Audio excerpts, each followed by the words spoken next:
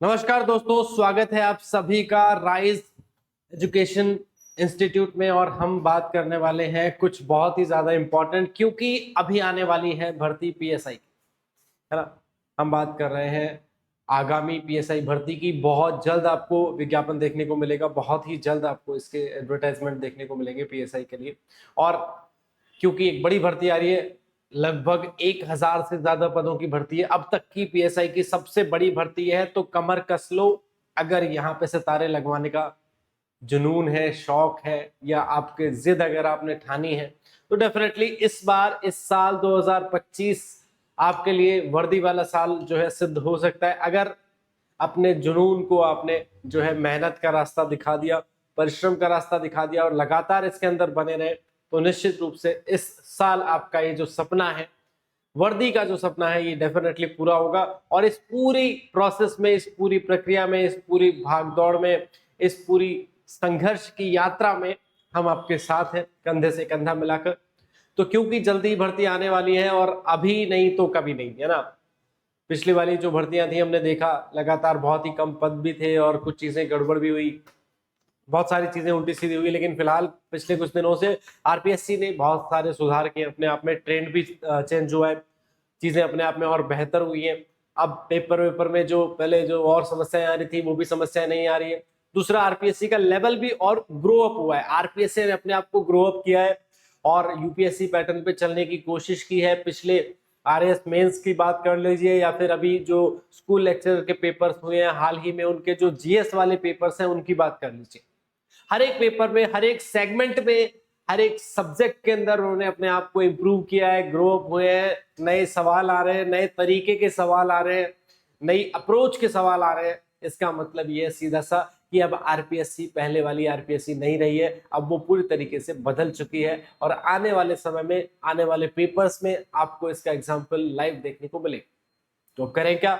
इसके लिए खुद को तैयार करना है, नए तरीके से, नए पैटर्न पे, नए जो सवाल आरपीएससी पूछ रही है उनके हिसाब से अपने आप को तैयार करेंगे। जहां से वो सवाल आ रहे हैं उस मटेरियल को हमें पढ़ना है कि किस तरीके के मटेरियल से सवाल आ रहे हैं, किस तरीके के नए सवाल बन रहे हैं। उन सारी चीजों को अगर पढ़ेंगे तो डेफिनेटली चीजें बहुत आसान हो जाएंगी, मजा आ जाएगा और बहुत ही अच्छे से हम उनको कवर अप कर लेंगे। चलो देखो एक बार फटाफट से, 14 जुलाई सोमवार यानी कि आज से ही बैच शुरू हो गए हैं पीएसआई के। सुबह 8 बजे से लेकर के 12 बजे तक जो है बैच स्टार्ट हो गए हैं, ऑनलाइन ऑफलाइन दोनों ही बैच शुरू हो गए। और जैसा कि आप स्क्रीन पर देख पा रहे हैं, शेड्यूल वाइज इसमें डेली लाइव क्लासेस होंगी। जीके और हिंदी जो है दोनों का संपूर्ण पाठ्यक्रम कवरेज रहने वाला है। हिंदी क्योंकि आपको पता है पूरा एक पेपर आने वाला है, 200 नंबर की आपकी अकेली हिंदी आने वाली है, तो बहुत अच्छे से डेली प्रैक्टिस करके, क्लासरूम में ही प्रैक्टिस करके, उसके बाद जो आपके टेस्ट होंगे, वीकली टेस्ट होंगे, वहां पे बहुत ज्यादा प्रैक्टिस आपको करवाई जाएगी। लेकिन सबसे खास बात जो इस ऑफलाइन बैच की रहने वाली है वो ये है कि इस ऑफलाइन बैच में केवल कितने स्टूडेंट रहने वाले हैं? केवल 30 स्टूडेंट जो है आपके रहने वाले हैं। इसका मतलब ये कि एक टारगेट ओरिएंटेड बैच रहने वाला है कि जो भी आप इसमें आएंगे, ये मान के चलिए कि सिलेक्शन के बहुत ज्यादा नजदीक आप हो जाएंगे। पर्सनल गाइडेंस आपको टीचर्स का मिलेगा, पर्सनल मेंटरशिप आपको टीचर्स की मिलेगी, साथ में आपको पूरा स्टडी मटेरियल, टेस्ट सीरीज। देखो इसके अंदर क्या होगा, इसमें जो स्टार्टिंग के जो 100 कैंडिडेट रहेंगे उनको लाइव कोर्स के साथ जो है टेस्ट सीरीज भी मिलेगी। अच्छा, अगर आप केवल ऑनलाइन कोर्स लेना चाह रहे हैं, आपको लग रहा है कि नहीं हमें तो केवल ऑनलाइन कोर्स ही लेना है, तो आप केवल ऑनलाइन कोर्स भी ले सकते हो। उसकी फीस है केवल 5,000 रुपए। और अगर आपको लग रहा है आप ऑफलाइन ज्वाइन कर सकते हो तो उसकी फीस है 11,000 रुपए। आप ऑफिस में आइए, बात कीजिए, संपर्क कीजिए, सारी चीजें बहुत अच्छे से हो जाएंगी। और लाइव फ्रॉम क्लासरूम रहने वाला है। ऑफलाइन सेंटर जो है वो है त्रिवेणी पुलिया के पास, गोपालपुरा बाईपास पे जो त्रिवेणी पुलिया है उसके बिल्कुल बगल में ही है, आपको दिख जाएगा, राइज सिविल सर्विसेज के नाम से। ऑनलाइन क्लासेस के लिए आपको ऐप भी डाउनलोड करनी पड़ेगी, तो ऐप आपको मिलेगी यूट्यूब पे, प्ले स्टोर पे मिलेगी, राइज सिविल सर्विसेज के नाम से। और यूट्यूब चैनल भी आपको इसी नाम से मिलने वाला है, ठीक है। तो ये कॉन्टैक्ट नंबर दे रखे हैं, आप इस पे कॉन्टैक्ट कर सकते हैं।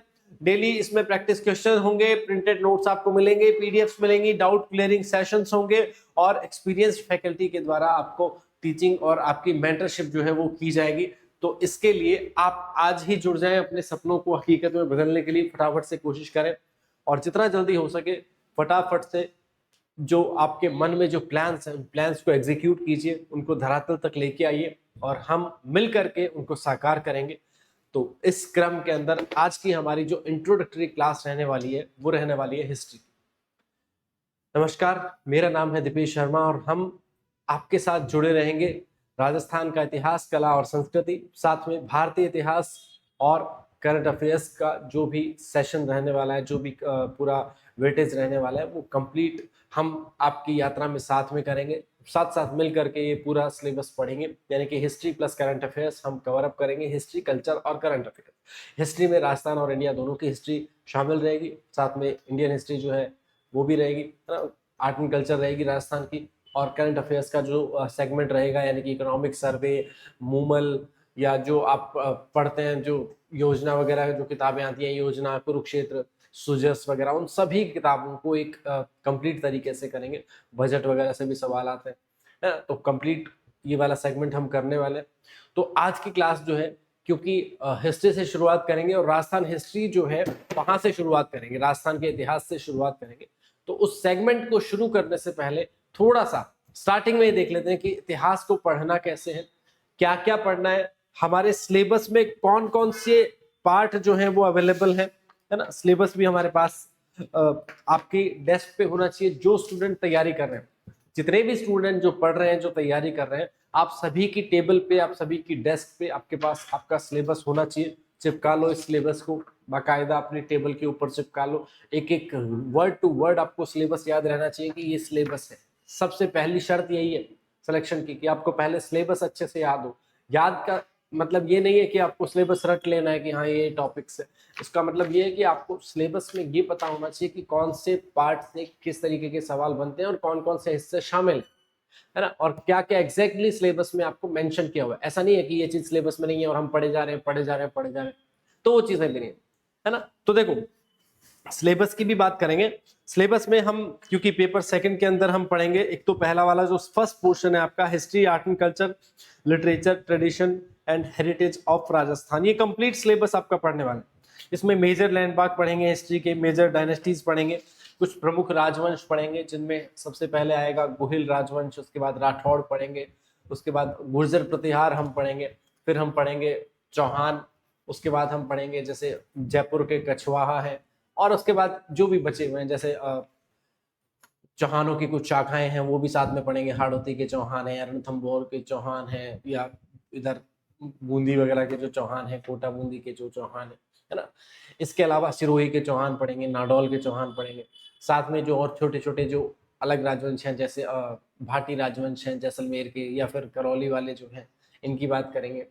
और इसके अलावा जो एक जाट राजवंश है भरतपुर का, उसकी बात करेंगे। तो तमाम राजवंश हम यहाँ पे पढ़ेंगे डायनेस्टीज के अंदर।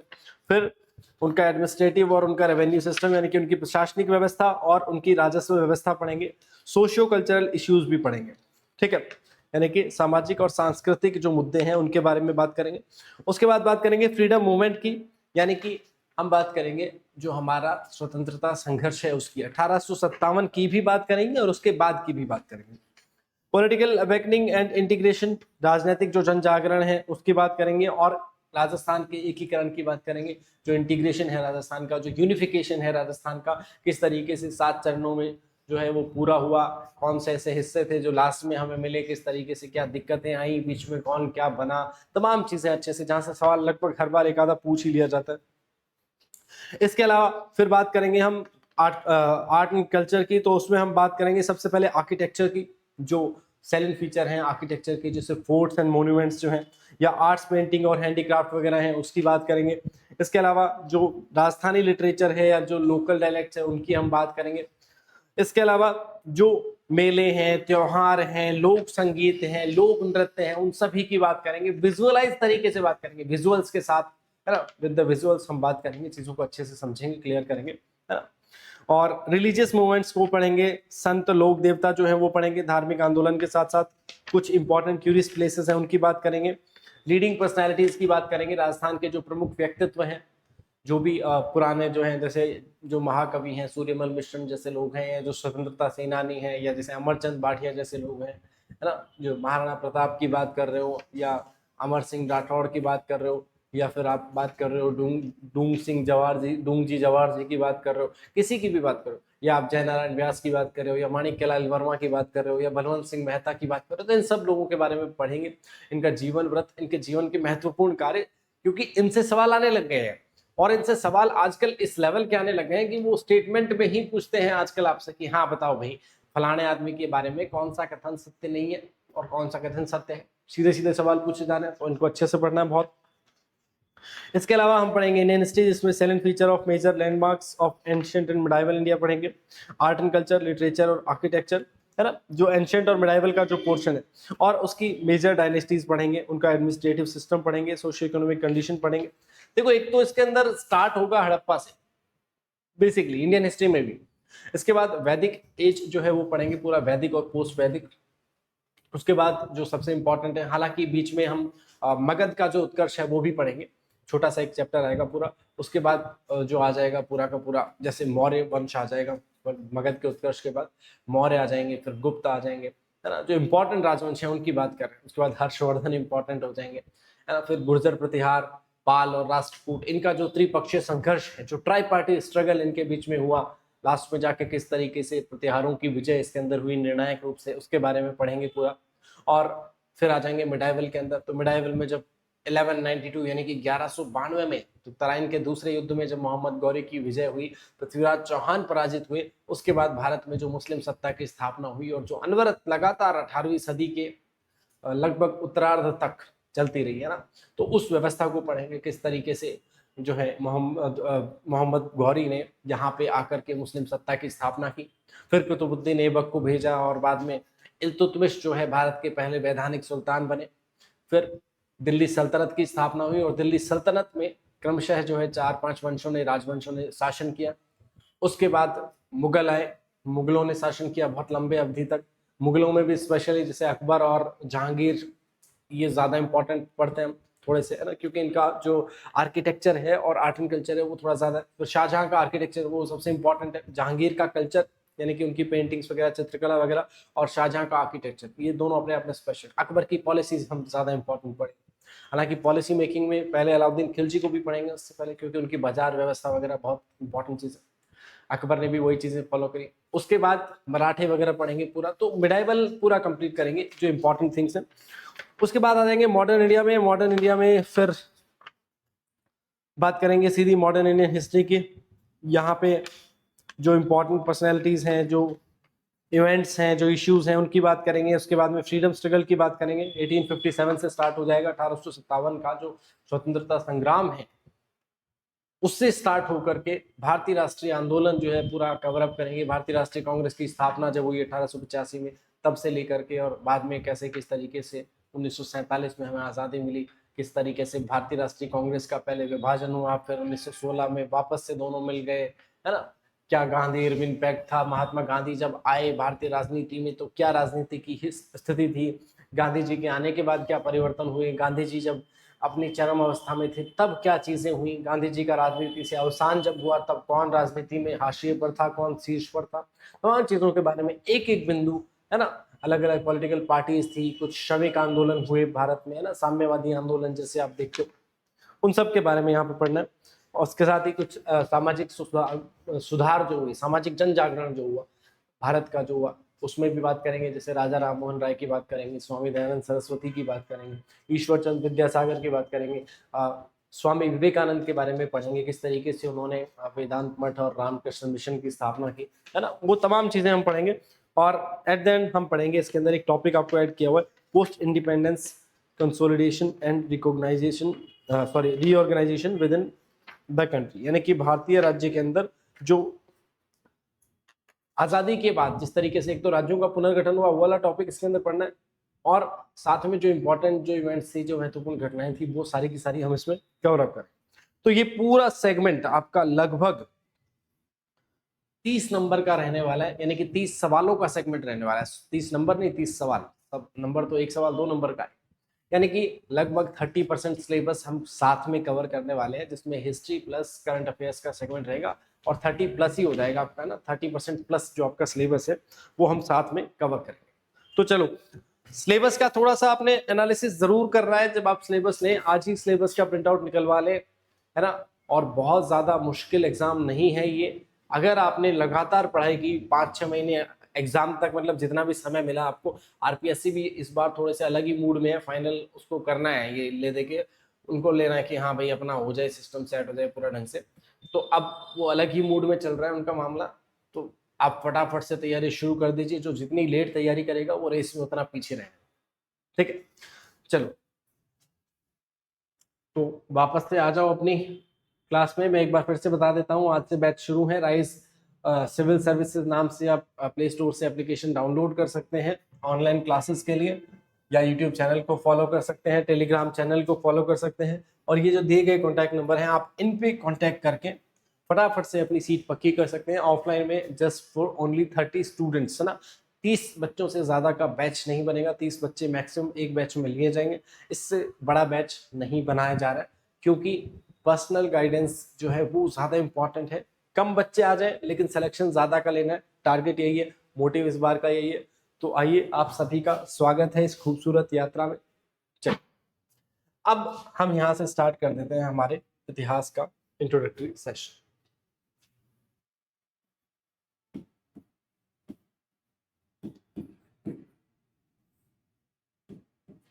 देखिए, हम बात कर रहे हैं हिस्ट्री की, यानी कि इतिहास की। और बहुत सारे बच्चों को ऐसा लगता होगा ये बहुत बोरिंग सब्जेक्ट है, बहुत सारी डेट्स इसमें याद रखनी होती हैं, बहुत सारी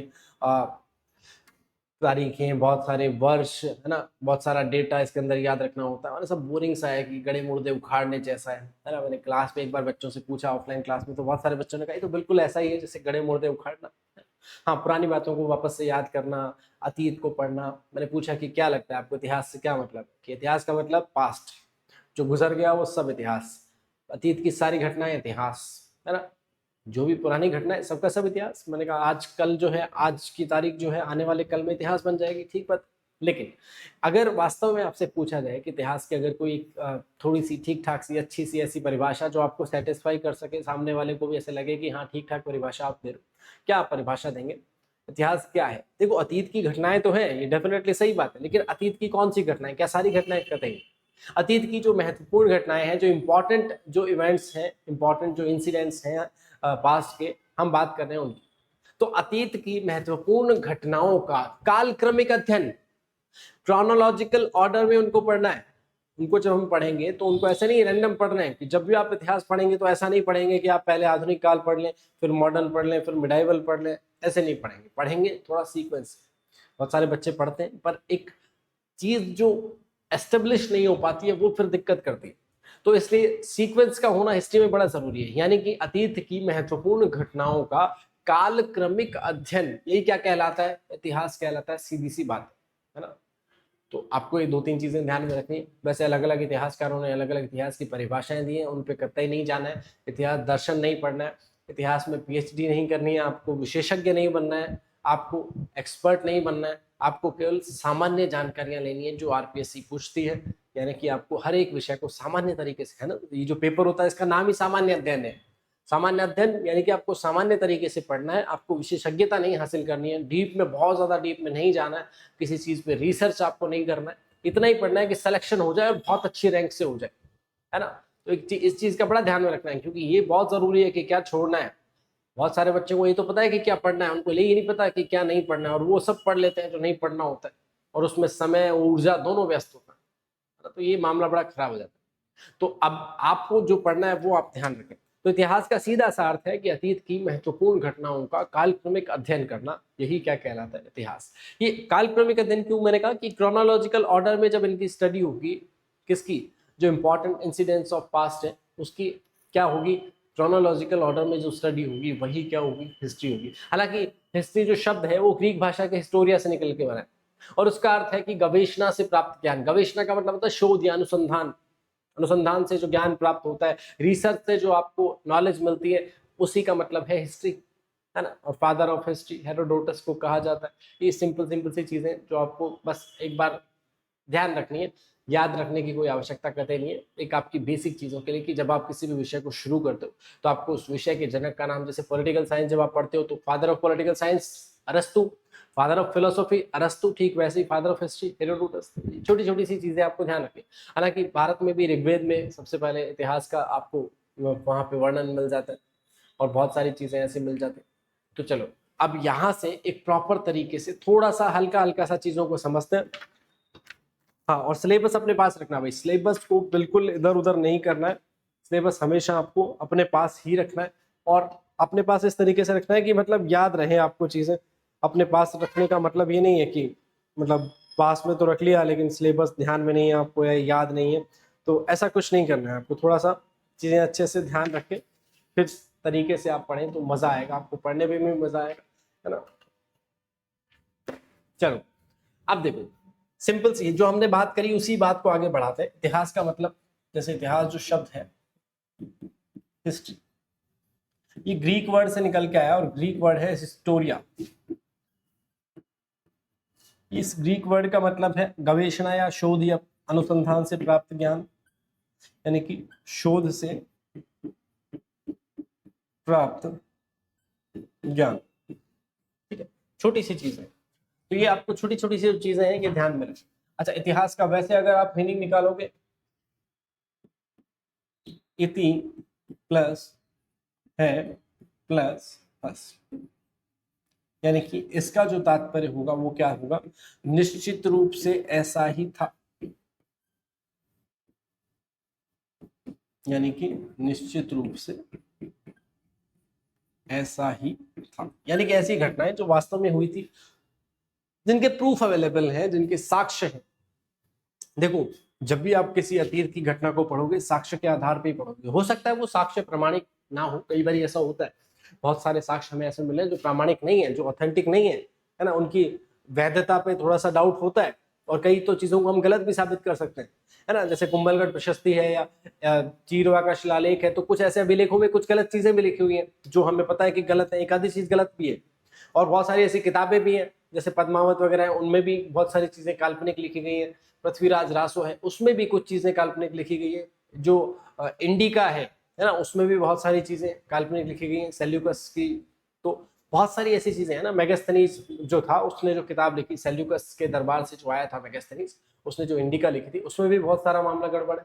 तो ऐसा नहीं है कि हर एक जो सोर्स है, जो एविडेंस है वो प्रामाणिक है ना। बहुत सारी चीजें ऑथेंटिक नहीं है, लेकिन साक्ष्य के आधार पे हम उन चीजों को लिख रहे हैं कि साक्ष्य भाई फलाने जगह लिख रहा है, साथ में आप साक्ष्य दे रहे हो, वही क्या है, हिस्ट्री वही पढ़ना है आपको।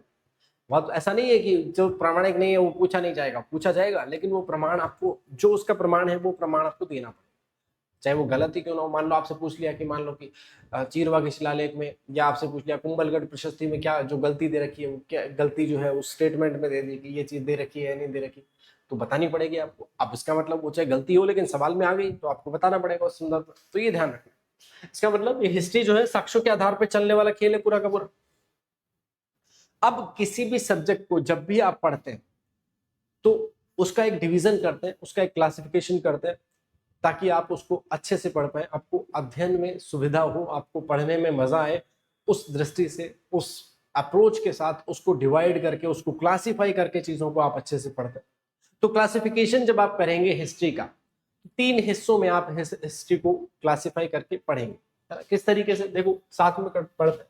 तो सबसे पहले एक वर्गीकरण प्रस्तुत करते हैं हम इतिहास का, छोटा सा, जो लगभग आपको इतिहास की सभी किताबों के पहले मुख्य पेज पे आपको मिल जाएगा, जिसमें 3 हिस्से आपको इतिहास के मिलेंगे। सबसे पहला जो पार्ट है वो मिलेगा आपको प्री हिस्ट्री, यानी कि इसका मतलब है प्राक इतिहास। दूसरा हिस्सा जो मिलेगा वो मिलेगा प्रोटो हिस्ट्री, है ना। इसका हिंदी में तात्पर्य है आद्य इतिहास। और तीसरा जो हिस्सा आपको मिलने वाला वो है हिस्टोरिकल एज,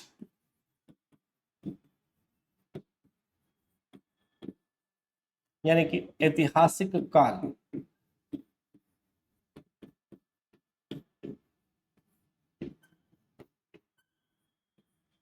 ये 3 हिस्सों में डिवाइड करके हिस्ट्री को हम पढ़ते हैं हमेशा। और ये जो प्री हिस्ट्री है, प्रोटो हिस्ट्री और जो हिस्टोरिकल एज है, इन्हीं में पूरा इतिहास हम पढ़ेंगे। देखो प्री हिस्ट्री का मतलब है कि जब मानव सभ्यताएं थोड़ा थोड़ा, मतलब मानव एक कबीलाई जीवन मानव ने शुरू कर दिया था, मानव का विकास पूरा हो गया था, वहां से यानी कि 25 लाख वर्ष से लेकर के लगभग 3000 वर्ष तक का जो समय है वो किस में आ रहा है, प्री हिस्ट्री में आ रहा है। यानी कि इसका जो टाइम पीरियड है, अगर आप बात करो इसके टाइम पीरियड की, तो इसका टाइम पीरियड कहां से कहां तक है, इसका टाइम पीरियड है 25 लाख ईसा पूर्व से लेकर के कहां तक आ गया, लगभग 4000 ईसा पूर्व। ठीक है, ये आपको ध्यान रखिए, ये इसका समय आ गया। अब प्राक इतिहास क्या मतलब है भाई, प्राक इतिहास का क्या इसकी विशेषताएं, क्या पढ़ेंगे, कौन सा इतिहास है, प्री हिस्ट्री यानी हिस्ट्री से पहले का प्राक इतिहास, एक ऐसा इतिहास जिसको पढ़ने के लिए हमारे पास ना तो साहित्यिक स्रोत है, यानी कि साहित्यिक स्रोत हमारे पास अवेलेबल नहीं है। क्यों? क्योंकि यहाँ पे लिपि की आवश्यकता ही, मतलब लिपि की खोज ही नहीं हुई थी, क्योंकि स्क्रिप्ट नहीं खोजी गई थी, लिखना नहीं आता था इस काल में मानव को, तो लिपि की खोज नहीं हो पाई थी, इसलिए लिखा हुआ तो कुछ नहीं मिला है। यहाँ का अध्ययन हमने जिस आधार पे किया है वो केवल आर्कियोलॉजिकल सोर्सेज के बेस पे हमने किया है ना। यहाँ पे हमें किसी भी प्रकार का कोई भी लिटरेरी सोर्स अवेलेबल नहीं हुआ है, ये ध्यान रखेंगे। यानी कि साहित्यिक स्रोत का पूरी तरीके से अभाव, और कौन से स्रोत मिले हैं, केवल पुरातात्विक स्रोत आपको मिले हैं यहाँ से, यानी कि only archaeological sources were found in here, और इन्हीं के आधार पे इसका पूरा प्री हिस्ट्री का हम अध्ययन करते हैं। तो ये थोड़ा सा आपको ध्यान रखना पड़ेगा।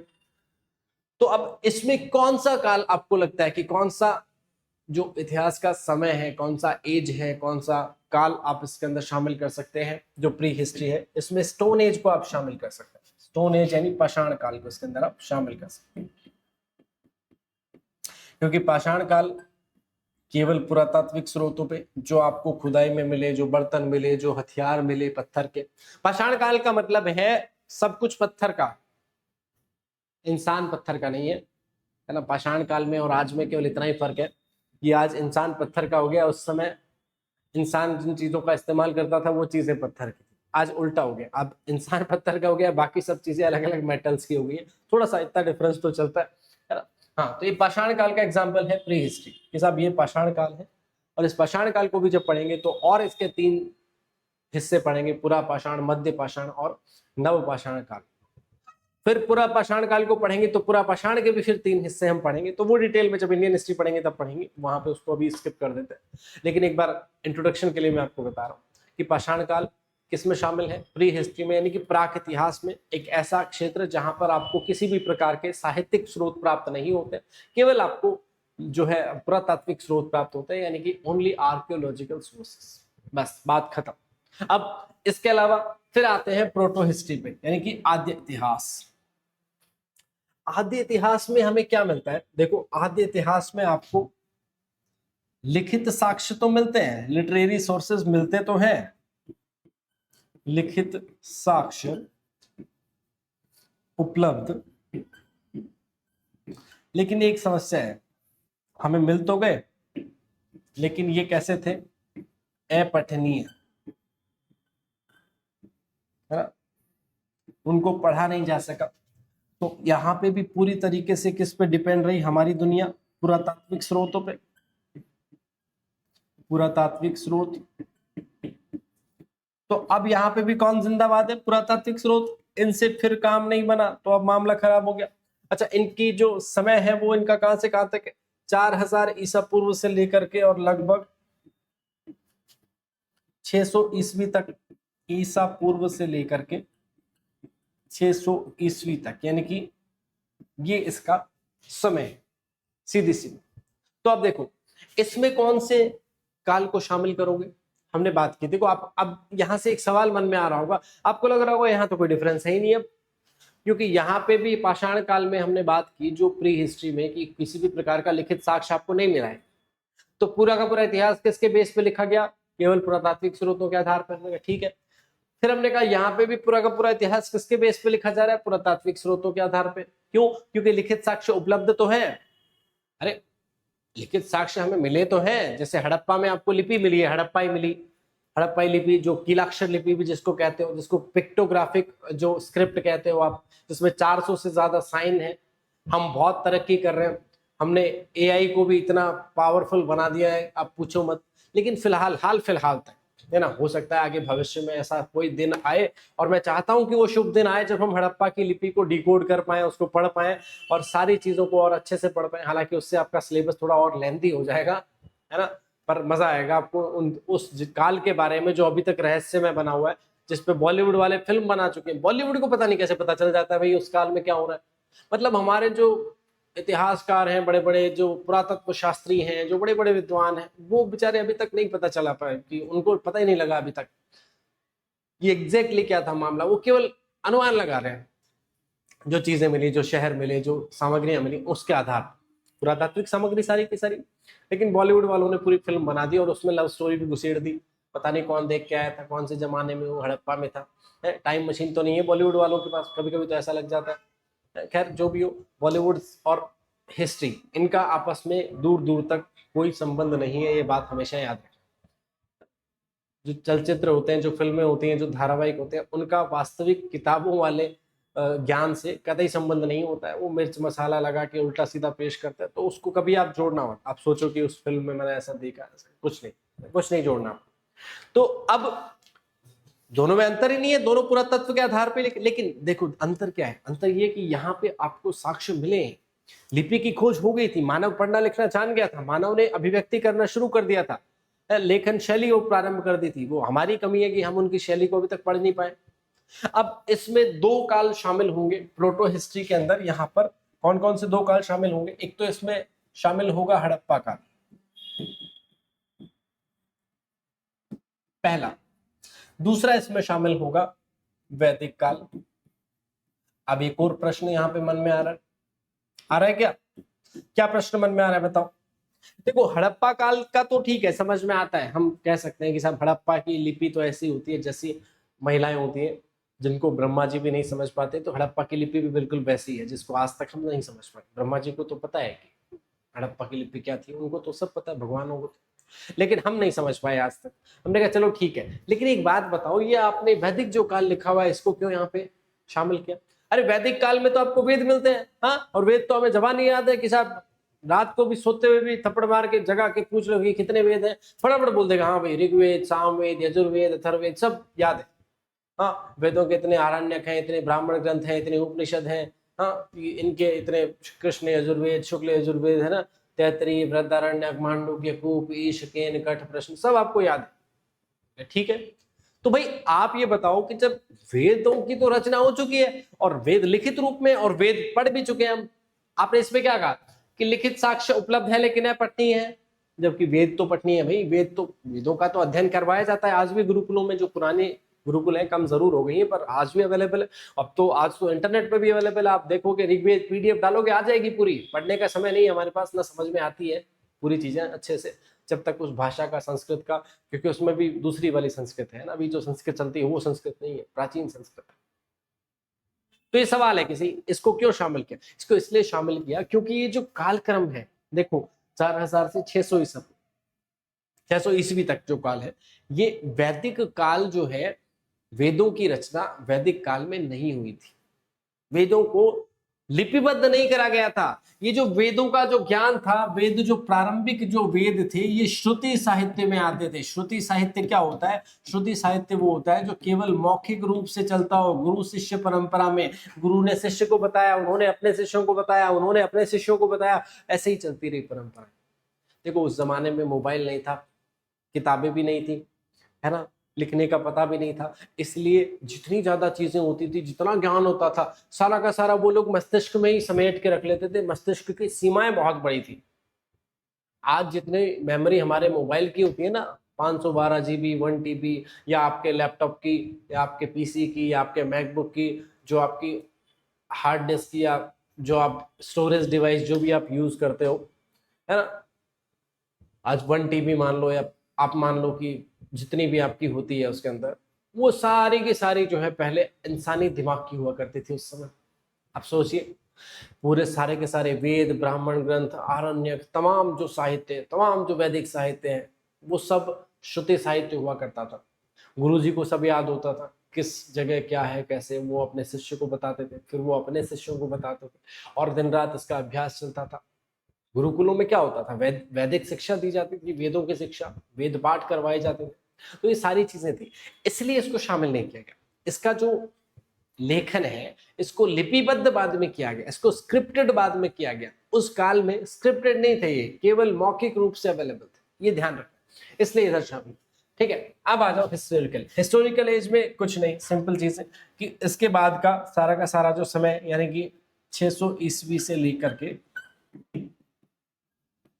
वर्तमान तक अभी भी वही चल रहा है मामला, है ना, हिस्टोरिकल एज में ही चल रहे हैं अपन। और यहाँ पे आपको लिखित साक्ष्य भी उपलब्ध हैं, साथ में वो पढ़े भी जा सके हैं, उनको पढ़ा भी है हमने, और पुरातात्विक साक्ष्य भी उपलब्ध है, उनको देख भी लिया है। तो सबसे ज्यादा प्रामाणिक इतिहास कौन सा माना जाएगा, सर्वाधिक प्रामाणिक? देखो, जिसके लिखित साक्ष्य भी हैं और पुरातात्विक साक्ष्य भी हैं, दोनों ही प्रकार के जिसके साक्ष्य हैं, वो इतिहास सबसे ज्यादा प्रामाणिक होगा। और ऐतिहासिक काल इसीलिए इसको कहा गया है कि साहब इसमें सारी चीजें अवेलेबल है ना। तो ये बाद का जो भी इतिहास हम पढ़ेंगे, किसके बाद का, वैदिक काल के बाद का, तो वो सारा का सारा, जिसमें भी अब जो राजा महाराजा हैं, जो डायनेस्टीज हैं, आप उसको भी अपन डिवाइड कर देंगे, प्राचीन, मध्यकालीन और आधुनिक, 3 हिस्सों में उसको भी हम बांट देंगे, तो वो सारा का सारा आ जाएगा हिस्टोरिकल एज में, यानी कि ऐतिहासिक काल वाले कालखंड में ये शामिल हो जाएगा। बात खत्म, केवल इतना सा आपको ध्यान रखना है। ठीक है, चलो आगे चले। हाँ, ये अच्छा, एक सवाल यहाँ से आपके मन में आ रहा होगा, थोड़ा सा मुझे लग रहा है कि चीजें कुछ तो लोचा हो रहा है थोड़ा सा, इस जो भी ये लोचा हो रहा है इसको थोड़ा सा क्लियर कर देते हैं, है ना। देखो, यहाँ से एक सवाल मन में आ रहा होगा कि साहब ये ईसा पूर्व वाला क्या मामला है। बहुत सारे बच्चों का क्लियर है, डेफिनेटली मैं मानता हूँ, लेकिन फिर भी कुछ बच्चों का क्लियर नहीं है ना, कि क्या ईसा पूर्व है, क्या ईसवी सन है, क्या विक्रम संवत है। क्योंकि राजस्थान में तो जितना भी आर्ट एंड कल्चर के अंदर आप जितने भी व्रत त्योहार मेले पढ़ोगे, वो सब आपको हिंदी महीनों के अनुसार याद रखने पड़ेंगे। चैत, बैसाख, जेठ, साढ़, सावन, भादो, आसोज, कार्तिक, मंगसिर, पोमा, फागण, याद तो आपको इनमें रखने पड़ेंगे, है ना। आपको ऐसे ही याद रखने पड़ेंगे, आपको पुण्यो, आपको मावस, ये सब याद रखनी पड़ेंगी, है उतरता की कौन सी है, लागता की कौन सी है, ये सारी चीजें थाने याद रखनी पड़ेंगी। तो अब इको मतलब पढ़ना तो पड़ेगा, और पढ़ना पड़ेगा तो ये चीज ना समझना भी पड़ेगा, है ना। बीच बीच में आपको हो सकता है भाषा में दिक्कत आए, पर मुझे लगता है कि राजस्थानी हो तो मारवाड़ी में दिक्कत नहीं आएगी। राजस्थानी भाषा, मारवाड़ी भाषा बहुत ज्यादा मतलब समझने में बहुत ज्यादा हेर फेर नहीं है। और आप तो लोकल लोग हैं, जितने भी हैं लोकल बच्चे सारे, छोटे भाई बहन मेरे, छोटे बड़े जो भी आपको लगता है कि आप बड़े हो तो बड़े भाई मान लो या बड़ी बहन मान लो, छोटे हो तो फिर छोटे, वही सारे छोटे भाई बहन। तो आप सभी ये लोकल डायलेक्ट जो है, लोकल जो एक्सेंट है, इनसे परिचित हो, वाकिफ हो। बीच बीच में हम कभी, क्योंकि मातृभाषा है तो वो निकल ही जाती है ना।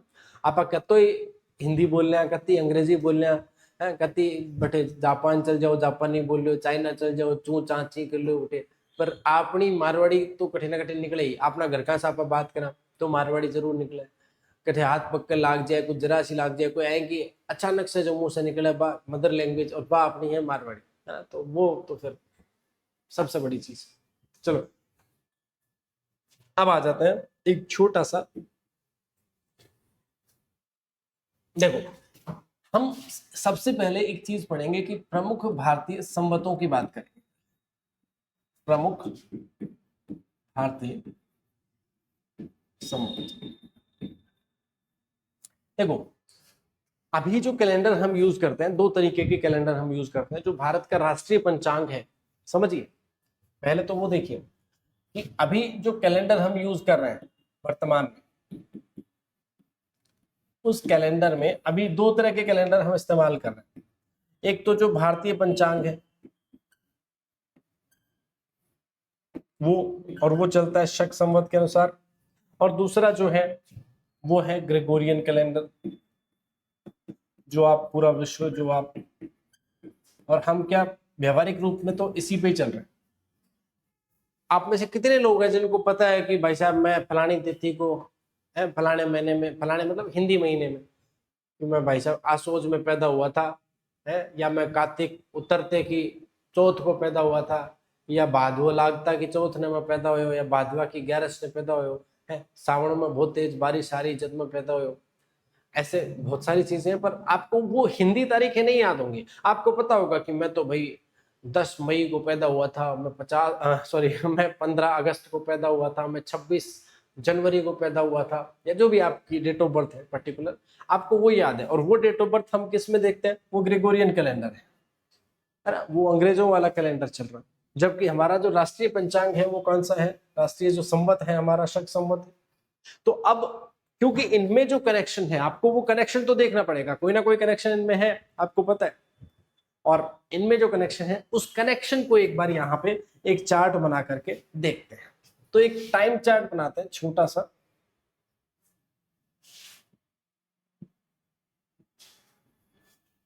और हम कोशिश करेंगे कि इसमें अच्छे से चीजों को समझें।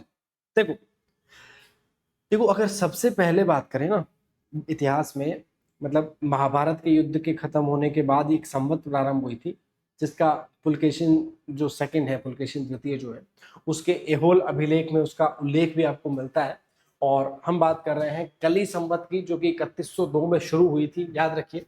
तो एक छोटा सा, तो आप इतना सा ध्यान रखें कि एक संवत तो ये है, बस इसका प्रयोग नहीं करते कहीं पर भी, पर आपको ये ध्यान रखें कि इतिहास की सबसे पुरानी भारतीय इतिहास की जो संवत है कली संवत, और कब शुरू हुई थी? 3102 ईसा पूर्व में ये शुरू हुई थी, है ना। और इसका अभिलेख कौन सा मिलता है आपको? पुलकेशिन द्वितीय का एहोल अभिलेख।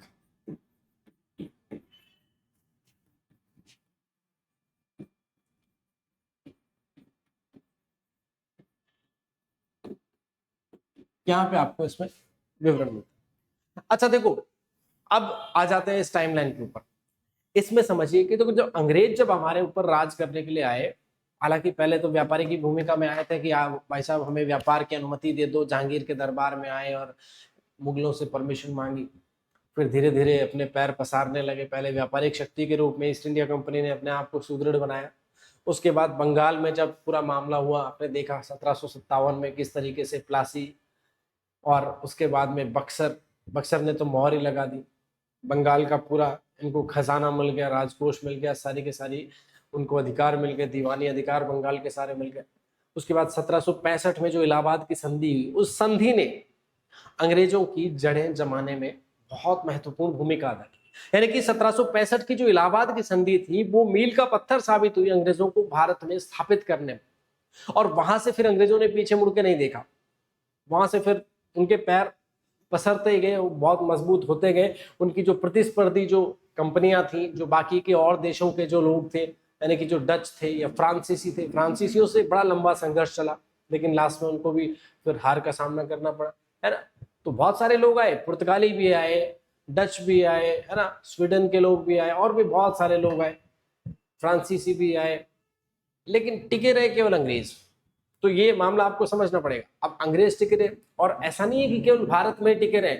आपको ये नहीं सोचना है कि अंग्रेज आए, भारत पे राज किया, भारत में टिके रहे। अंग्रेजों ने पूरी दुनिया पे राज करा हुआ है। वो अमेरिका जो आज सुपर पावर है, देश विश्व का बनिया है, हथियारों का सबसे बड़ा निर्यातक देश है, जिसके थोड़ा सा मध्यस्थता करने पे बड़े बड़े देशों के सीज फायर हो जाते हैं, है ना। तो एक ऐसा देश, वो भी किसी जमाने में अंग्रेजों का गुलाम है, आप सोचिए। और वहां पे भी, क्योंकि हालांकि अंग्रेज ही थे, वो वहां के लोग, इंग्लैंड के लोग ही जो कैदी वैदी थे या जो बंदी थे या जो इंग्लैंड में खुश नहीं थे, उन लोगों को फिर वहां बसाया गया, और तमाम चीजें। जब आप अमेरिकन वॉर ऑफ इंडिपेंडेंस पढ़ते हैं, तो वहां पे वर्ल्ड हिस्ट्री में मेंस में ये पढ़ने वाला टॉपिक आता है पूरा, बड़ा इंटरेस्टिंग है। तो वहां बड़ा आपको मजा आता है। तो ये आपने देखा कि अंग्रेज बहुत सारी दुनिया के हिस्से को अपने कंट्रोल में थे। इतना सा देश, 3 तरफ से समुद्र से घिरा हुआ ग्रेट ब्रिटेन, और लगभग पूरी दुनिया को अपने कब्जे में करके चल रहा है। इसका मतलब दिमाग का धनी है, और सत्ता उसकी बड़ी है, शक्ति उसकी बड़ी है, नौसेना बहुत ताकतवर। उस जमाने में कोई उससे बड़ी नेवी, विशाल नेवी किसी की नहीं। अंग्रेजी जो नौसेना थी, उससे ज्यादा ताकतवर नौसेना पूरी दुनिया में उस समय किसी की नहीं।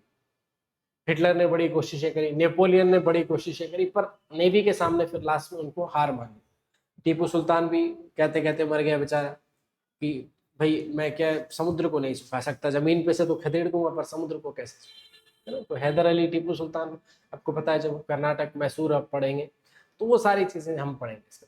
तो अंग्रेजों ने क्या किया कि क्योंकि अब पावरफुल थे, तो अपने यहाँ तो जिसकी लाठी उसकी भैंस, तो उन्होंने कहा साहब जब से हमारे ईसा मसीह का जन्म हुआ तब से हम जो कैलेंडर है वो शुरू करेंगे, हमारा ग्रेगोरियन कैलेंडर, एंड पूरे वर्ल्ड को इसे ही फॉलो करना पड़ेगा। पूरे विश्व को इन्होंने खड़ा कर दिया सामने और कह दिया कि you have to follow this, और आपके पास ऑप्शन नहीं है, हम ऑप्शन नहीं दे रहे हैं, आपको फॉलो करना ही है, आपको इसका अनुसरण करना ही है, ग्रेगोरियन कैलेंडर। हालांकि बाद में उसमें भी कुछ संशोधन हुए, बात करेंगे उसकी भी, लेकिन उन्होंने जो कैलेंडर चलाया, ईसा के जन्म के समय जो ये कैलेंडर शुरू हुआ, ये यहां से ये कैलेंडर इन्होंने शुरू किया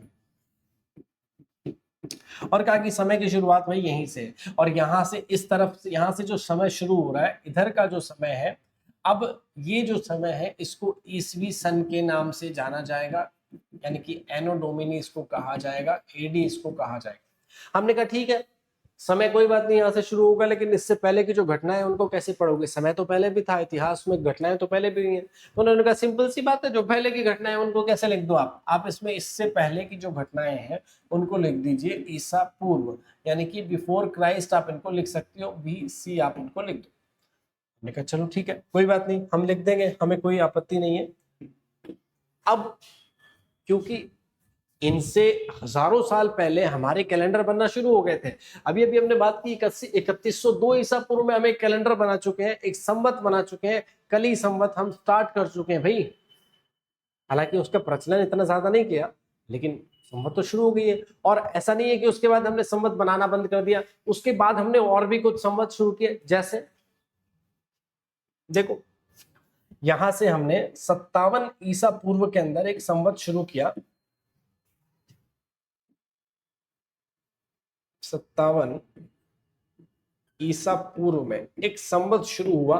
कौन सा संवत, उसका क्या नाम था, विक्रम संवत। समझिए इस चीज को, ये बड़ा इंपॉर्टेंट है।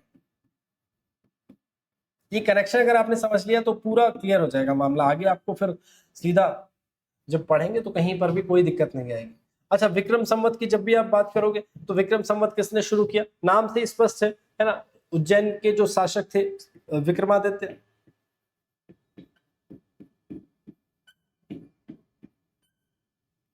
और विक्रमादित्य ने किस उपलक्ष्य में इसको शुरू किया, जो शक जनजाति थी उन पर विजय, यानी कि शकों पर विजय के उपलक्ष्य में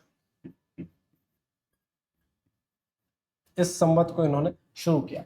अब कब शुरू किया, 57 ईसा पूर्व में शुरू किया, यानी कि ईसवी सन के, अगर इसको आप 0 मान के चलोगे तो इससे कितने साल पहले, 57 साल पहले। अंग्रेजों के ग्रेगोरियन कैलेंडर से 57 साल पहले ही अपना कैलेंडर चालू हो गया था, जो विक्रम संवत है।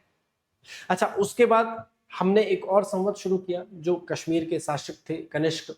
कनिष्क ने एक और संवत चलाया, हालांकि उस संवत का प्रयोग सबसे ज्यादा शकों के ने किया, शकों के द्वारा सबसे ज्यादा उपयोग किए जाने के कारण वो जो संवत है उसका नाम ही क्या हो गया, शक संवत। तो पहला जो संवत था भारतीय संवत, कली संवत। उसके बाद जो सबसे इंपॉर्टेंट, सबसे ज्यादा प्रचलन में जो संवत था वो कब शुरू हुआ, 57 ईसा पूर्व विक्रम संवत। इसके बाद 78 ईस्वी में एक और संवत हमने शुरू किया, और ये संवत था कौन सा, शक संवत। ये किसने शुरू किया, ये शुरू किया कनिष्क के द्वारा, कनिष्क कश्मीर वाले। और क्योंकि इसका सर्वाधिक प्रयोग शकों ने किया इसलिए इसका नाम शक संवत है। ऐसे मत सोचना कि शकों पर विजय के उपलक्ष्य में तो विक्रम संवत बना दिया, जबकि शकों पर विजय के उपलक्ष्य में शक संवत बनाना चाहिए था, है ना। शक और शकों ने शुरू भी नहीं किया, तो शक नाम क्यों, शक संवत नाम इसलिए क्योंकि सर्वाधिक इसका उपयोग जो है वो शकों के द्वारा किया गया। बस आपको ये ध्यान रखना है, बाद में 22 मार्च 1957 को जो है इसे भारत का राष्ट्रीय संवत भी घोषित कर दिया। ये बात हम पढ़ चुके हैं कि इसको भारत का राष्ट्रीय संवत घोषित किया हुआ है। अब इनमें जो कनेक्शन है वो आपको ध्यान रखना है कि इनमें क्या कनेक्शन है भाई, क्या डिफरेंस है इनमें। ये थोड़ा सा आप इनको आपस में इंटरचेंज करोगे तो क्या डिफरेंस आएगा, वापस से देख लो। अब यहाँ पे केवल आपको इंटरचेंज वाला ही सीन देखना है। यहाँ मान लो आप 0 से शुरू कर लो, और यहाँ पे आप मान लीजिए कौन सा, विक्रम संवत, यानी कि 57 BC, और यहाँ पे आप मान लीजिए शक संवत, यानी कि 78 AD। अब इसका मतलब क्या है कि यहां से इस बिंदु से और यहां तक की जो दूरी है वो कितनी है, 78, और यहां से यहां तक की जो दूरी है वो है कितनी 57। यानी कि ये इधर से जो इधर जो चल रही है गाड़ी वो है ईसवी सन वाली गाड़ी। तो ईसवी सन को अब अगर कन्वर्ट करेंगे या तो शक संवत में कर दो या विक्रम संवत में। कैसे करोगे? देखो अब मान लो कि यहाँ पे क्या है, ये 78 ईस्वी, और यहाँ आते आते ये जो चल रहा है अभी मान लो 2000 चल रहा है, मान के चलो, ग्राउंड फिगर इसलिए ले रहा ताकि आपको इजी रहे थोड़ा सा। 2000 मान लो, अब 2000 चल रहा है, 2000 वैसे तो 25 चल रहा है, तो 2000 अब चल रहा है। तो अब इस 2000 ईस्वी सन को अगर आप कन्वर्ट करोगे विक्रम संवत में तो कैसे करोगे? क्योंकि ये जो 2000 ईस्वी सन है, ये जो ईस्वी सन जो चल रहा है 2000, ये तो यहां से शुरू हुआ है, ये जो दूरी है ये तो यहां से यहां तक है। अब आपको दूरी करनी है ज्ञात यहां से यहां तक। इसका मतलब क्या करोगे, जो बचा हुआ हिस्सा है वो जोड़ दो इसमें, इधर वाला। यानी कि ईस्वी सन में कितने जोड़ दोगे आप? 57 जोड़ दोगे तो आपको क्या मिल जाएगा? विक्रम संवत आपको प्राप्त हो जाएगी। यानी कि ईस्वी सन plus 57 is equal to Vikram Samvat. पहला तो फॉर्मूला आपका ये हो गया। अच्छा, अब आपको अगर मान लो शक संवत में निकालना है तो शक संवत तो शुरू ही यहां से हुई है, आपको यहां से यहां तक दे रखा है और आपको यहां से यहां तक निकालना है। तो क्या करोगे? शक संवत के जो 78 साल हैं वो ईस्वी सन में से घटा दो। यानी कि शक संवत इज इक्वल टू ईस्वी सन माइनस 78। यानी कि 2000 में से 78 घटा दो। अगर 2000 आज चल रहा है तो फिर शक संवत कौन सा हो जाएगा? 1922। क्लियर है? अच्छा, 2000 अगर चल रहा है तो विक्रम संवत कौन सा हो जाएगा? 2057। ये सीधा सीधा मैं हिसाब बता रहा हूँ कि अगर आपको ईस्वी सन को विक्रम संवत में बदलना है तो 57 जोड़ दीजिए, और शक संवत में बदलना है तो 78 घटा दीजिए। ये सीधा सा इनमें अंतर है, सीधा सा एक आपस में संबंध है। बस ये आपको थोड़ा सा ध्यान रहना चाहिए। इसके लिए आपको पता होना चाहिए कि कौन सी संवत जो है वो कब हमने बनाई और कौन सी संवत जो है प्रचलित। तो ये इतिहास की बेसिक चीजें हैं जो है, ठीक है। अच्छा, इसके अलावा और भी कुछ छोटी छोटी सी चीजें हैं इतिहास की।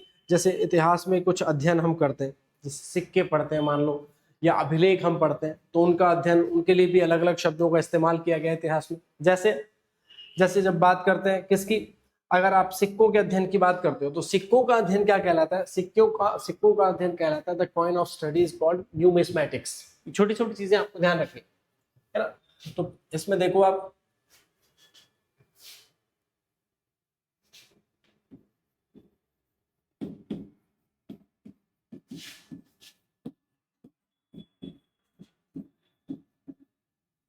न्यूमिस्मेटिक्स यानी कि सिक्कों का अध्ययन।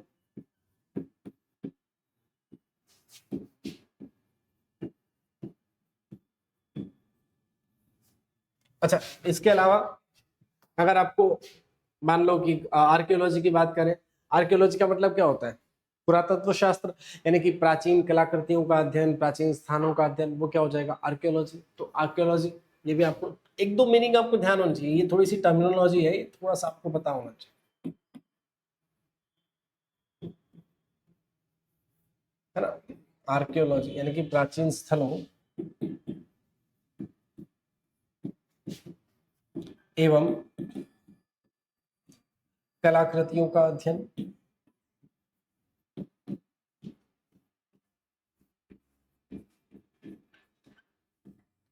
ठीक है।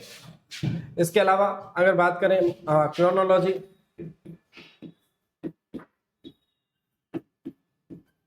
क्रोनोलॉजी यानी कि क्रमवार अध्ययन, क्रमिक अध्ययन। जो घटनाएं हैं उनका सीक्वेंस से जो आप अध्ययन करते हो वो क्या होगी? क्रोनोलॉजी, है ना। एक आपके अभिलेख हम पढ़ेंगे, बहुत सारे अभिलेख पढ़ेंगे। भारतीय इतिहास में तो अशोक का इतिहास तो लिखा ही अभिलेखों के माध्यम से गया है।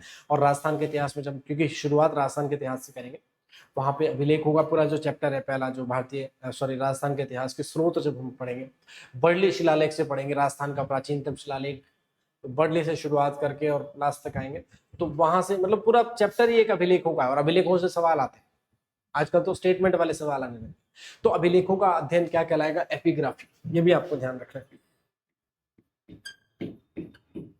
तो एपिग्राफी से ही शुरू करेंगे अपना सिलेबस है, यानी कि अभिलेखों का अध्ययन।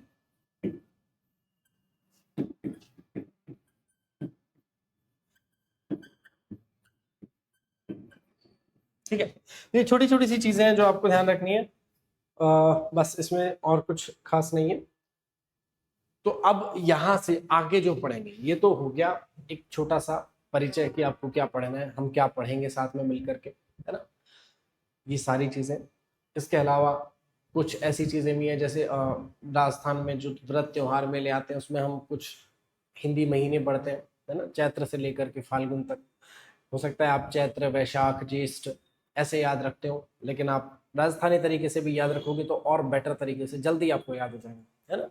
आप शुक्ल पक्ष, कृष्ण पक्ष याद रखते हो, या अंधेरी चांदनी याद रखते हो, या चढ़ता उतरता याद रखते हो, जो भी लागता या उतरता याद रखते हो, तो वो अलग अलग तरीका है याद रखने का। बाकी हम जब पढ़ेंगे नेक्स्ट क्लास में तो उसको स्टार्ट में उसको कवर करेंगे। हम बात करेंगे किस तरीके से जो त्योहारों वगैरह को सीक्वेंस को याद करना है, कितने हमारे हिंदी महीने हैं, कैसे उनको याद करना है, कितने उनमें पक्ष आते हैं, कौन सी तिथियां ज्यादा इंपॉर्टेंट है, कौन सा पक्ष ज्यादा महत्वपूर्ण है, कौन से त्योहार ज्यादा महत्वपूर्ण है, वो तो खैर टॉपिक जब आएगा तब देखें। पर एक छोटा सा ब्रीफ इंट्रोडक्शन हम नेक्स्ट क्लास में हम करेंगे। उसके बाद हम शुरू कर देंगे एपिग्राफी से। एपिग्राफी यानी कि राजस्थान के जो शिलालेख हैं, जो अभिलेख हैं, वहां से हम शुरू कर देंगे। पहला जो चैप्टर रहने वाला है राजस्थान के इतिहास के स्रोत। तो थोड़ा सा आप पढ़ के आइएगा, हल्का सा मजा आएगा आपको पढ़ने में, और चीजें बहुत अच्छे से कवर अप करेंगे। मैं एक बार फिर से आपको बता देता हूं कि बैच शुरू हो गया है, पीएसआई का भर्ती आने वाली है, बड़ी भर्ती आने वाली है, और केवल 30 बच्चों का ऑफलाइन बैच हम लोग बना रहे हैं। तो यहाँ पे आप लोग जरूर आप जुड़िए, और जो भी आपकी क्वेरी है, कोई भी अगर आपकी क्वेरी है एडमिशन से लेकर के, तो आप ये जो नंबर आपको दे रखे यहाँ पे कॉल करके, या यूट्यूब चैनल पे या टेलीग्राम पे जुड़ करके, आपने प्ले स्टोर से अगर एप्लीकेशन नहीं डाउनलोड करी है तो एप्लीकेशन डाउनलोड कर लो, आपको मिल जाएगी, है ना। राइज सिविल सर्विसेज नाम से आपको प्ले स्टोर पे एप्लीकेशन मिल जाएगी। तो यहाँ से आप डाउनलोड करें और फटाफट से आज से ही, अभी से ही लग जाओ। आंख खुली आंख से अगर आपको यहाँ पे सितारे देखने, बंद आंखों से तो अभी तक देख ही रहे हैं, है ना। थोड़े दिन, कुछ दिन मेहनत कर लोगे, अच्छे से डट के एग्जाम का मुकाबला कर लोगे, बढ़िया सिलेक्शन ले लोगे, तो उसके बाद जीवन भर जो है वो वर्दी कंधे से उतरने वाली नहीं है, यहीं रहेगी। बढ़िया एक शान की नौकरी आपको मिलने वाली है। देश की सेवा, राज्य की सेवा, समाज की सेवा आप और बेहतर तरीके से कर पाएंगे, और मेरी शुभकामनाएं आपके साथ हैं। चलिए मिलते हैं नेक्स्ट क्लास में, तब तक के लिए नमस्कार, राधे राधे, जय श्री कृष्ण।